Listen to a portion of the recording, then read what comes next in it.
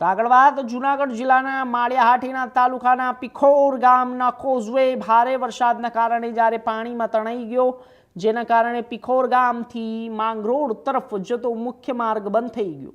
વાહન વ્યવહાર સંપૂર્ણપણે ખોરવાયો. કોઝવે બંધ થતાં ગામના 60થી વધુ ખેડૂતો પોતાના ખેતરો સુધી પહોંચવા માટે ભારે મુશ્કેલીઓ પડી રહી છે.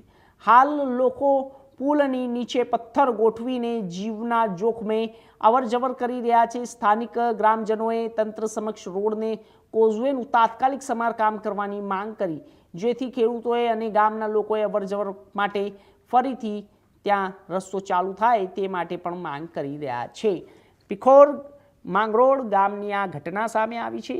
60થી વધુ ખેડૂતોને અવરજવરમાં મુશ્કેલીઓ પડે છે અને પિખોર ગામની અંદર જ્યારે માર્ગનો સંપર્ક તૂટી ગયો છે તેને જોડવા માટે ગ્રામજનો માંગ કરી રહ્યા છે. કોઝવે પાણીમાં તણાઈ ગયો છે અને પિખોર ગામની આ ઘટના સામે આવી છે, કારણ કે કોઈ પણ ધંધા અર્થે, કામ અર્થે, બાળકોને લેવા મૂકવા શાળાએ જવું હોય, કંઈ સામાન લેવા જવું હોય તો ત્યારે અવરજવરમાં આ રસ્તો જે કોઝવે છે તે તૂટી જવાથી તકલીફ કરવી પડે છે.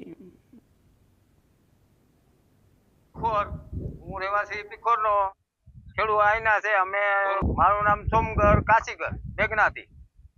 અમારે અહીં રસ્તાનું બહુ પ્રોબ્લેમ છે. અટાણે કોઈ માણસ હાલી ચલી શકતું નથી.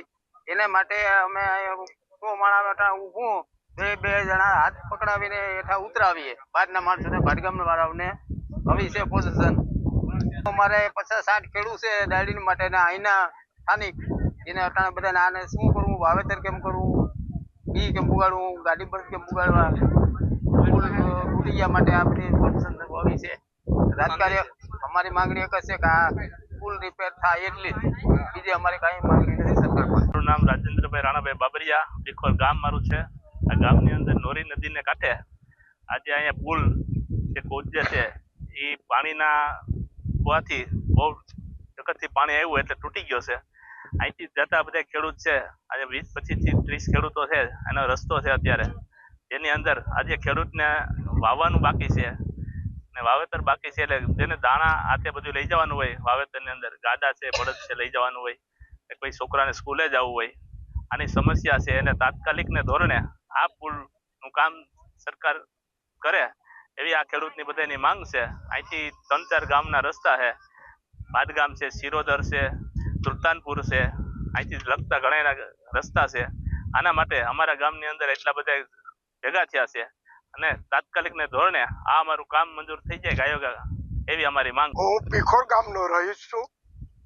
અત્યારે હાલના તબકે પિખોર ગામની અંદર આ વરસાદ થયો ત્યારે એવી સમસ્યા ઊભી થઈ કે પાણી નોરી નદીમાં પૂર આવ્યું. એ પૂરને હિસાબે આ 30 વર્ષનો જૂનો પુલ હતો એ પુલ ધોવાઈ ગયો છે. હવે સામેને કાંઠેમાં 60થી 70 ખેડૂત પિખોરના છે. અહીંથી 3 ગામનો રસ્તો છે, ભાડગામ, સુલતાનપુર, સિરોદર, માંગરોળ તાલુકાને આ રસ્તો જોઈન્ટ કરે છે. એટલે અહીંથી બધાને નીકળવાની કાયમી થાય છે.